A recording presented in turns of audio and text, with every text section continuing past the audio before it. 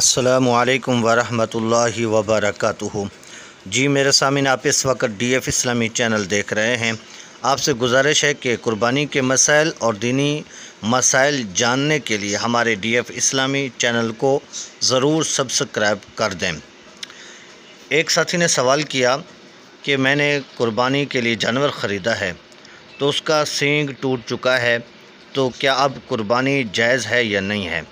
तो उसका जवाब ये है कि जानवर का जो सींग है उसका खौल उतरा है या जड़ से निकल चुका है। अगर उसका खौल उतरा है तो फिर कोई हर्ज नहीं, कुर्बानी उसी जानवर की जायज़ है। अगर सींग जड़ से कट चुका है, जड़ से उखड़ चुका है, तो फिर अगर आप साहिब निसाब होंगे तो आपके लिए जानवर और ख़रीदना ज़रूरी होगा।